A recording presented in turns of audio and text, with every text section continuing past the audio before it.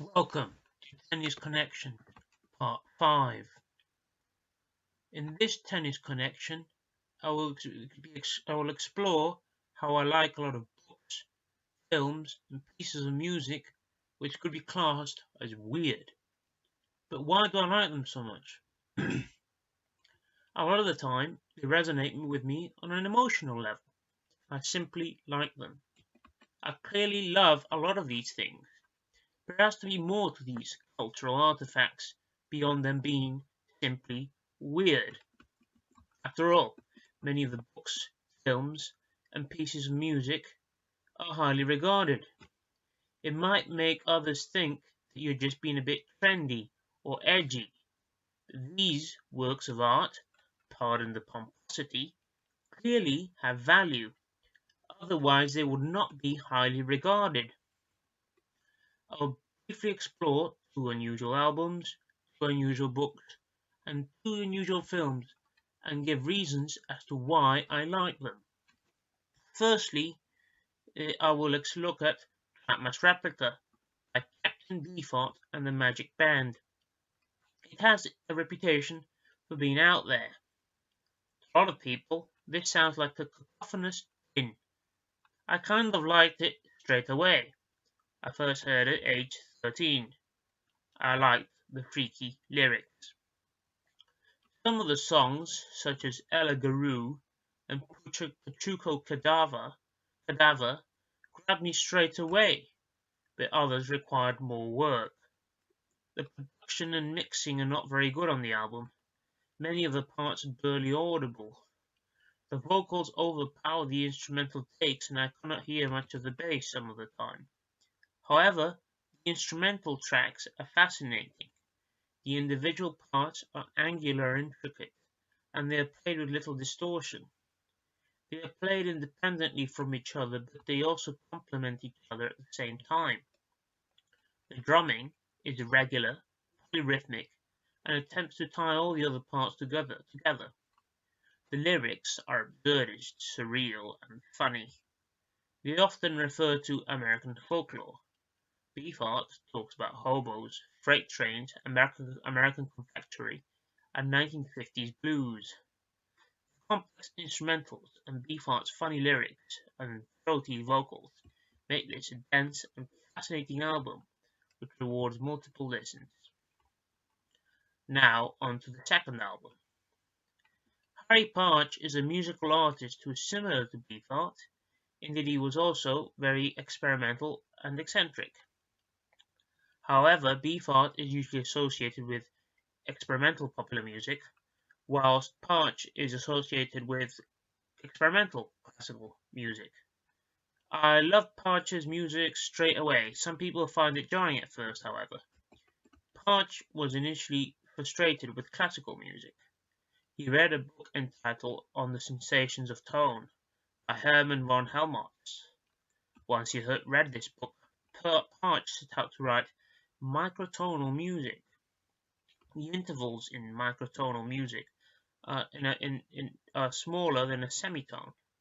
Indeed, just intonation in the classical tradition had tampered with the intervals so as to make 12 equal intervals per octave. Partch regarded this as a scandal, and he became increasingly drawn to music from antiquity, which did not do this. Additionally, Partch looked at music from Asia and many other parts of the world. Indeed, the Oriental aspect is very clear when you listen to his music. His parents had been Christian missionaries in China, and he had abhorred this.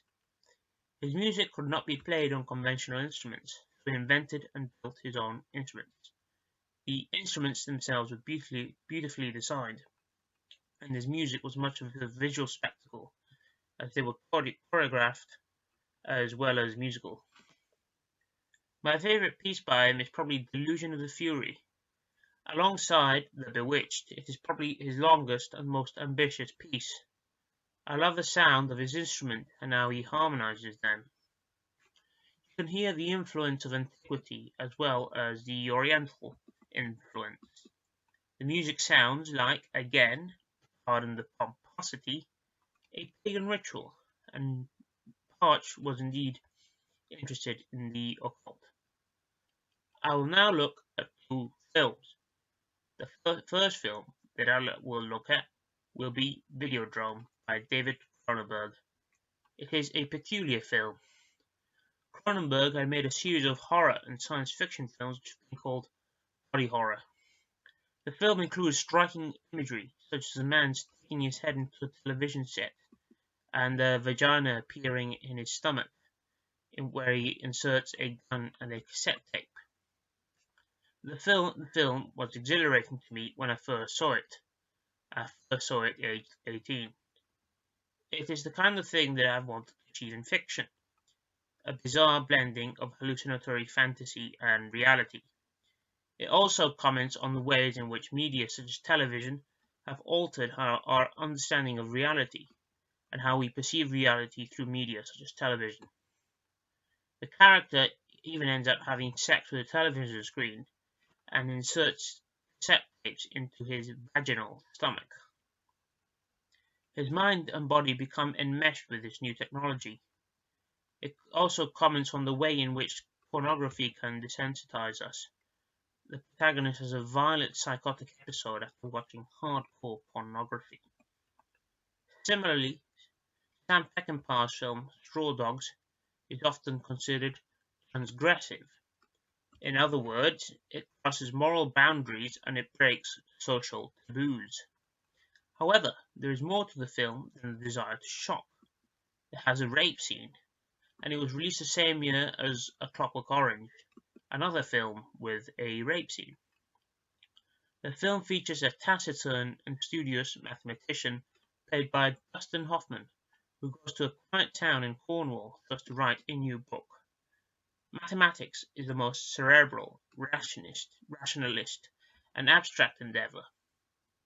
However, due to his house being marauded by a group of people who rape his wife and who seek to murder him, he retaliates. Peckinpah's message here is that we are all capable of being violent, even studious mathematicians, and that we are often violent when we need to survive and defend ourselves. Now, on to books. José Donoso's novel, The Obscene Bird of Night, is about a schizophrenic character. The novel is bizarre. It deals with the birth of a mutant child and how the wealthy aristocrat creates a castle of mutants to shield him from the real world. This is most likely a fantasy from the main protagonist, Mudito, who is a schizophrenic. Mudito works for an aristocrat and he also frequents a retirement home for old women where he is completely silent. The novel contains a lot of stream of consciousness and thoughts that run through the head of the main protagonist. Although it is gloriously bizarre, it has a lot of commentary on class divisions in Chilean society. Characters who are servants and maids control outcomes in the upper crust. Mudito bizarrely creates a mutant child in an act of sexual witchcraft. The novel also comments on the social roles in Chilean society. The main character is conflicted about his personality and as to how he projects himself to others. In one scene he wears a mask whilst having sex. He is a servant to an aristocrat, a law student, an aspiring writer, and a care assistant. The novel very cleverly flits through all of his different personalities. Finally, The Unlimited Dream Company by J.G. Ballard is a very strange novel indeed. It is about a character called Blake, clearly alluding to the romantic poet. Like The Obscene Bird of Night, it reveals the mind of a schizophrenic with unusual predilections. Murito, in The Obscene Bird of Night, likes to get into sex, whilst Blake likes to spread his semen around the suburban town. He gets into the cockpit of an aircraft and crashes it into a suburban town. He proceeds to reshape his environment. He turns the town Shepperton into a primeval forest by spreading his semen around and teaches all the town people to fly. This is similar to Mudito Donoso's novel, as he also reshapes his environment. He is left in charge of a castle of mutants, in an equally bizarre situation. It is a brilliant novel because it is about an unusual fantasy and which reveals the unhinged thought processes. Unlike Videodrome and Obscene Bird of Night, has an oniric imagination, that is, the kind of logic that one encounters in dreams. I hope that I have given some good reasons as to why I appreciate these pieces of art. A lot of the time they provoke an emotional response, but they are clearly rich works laden with meaning. Thank you.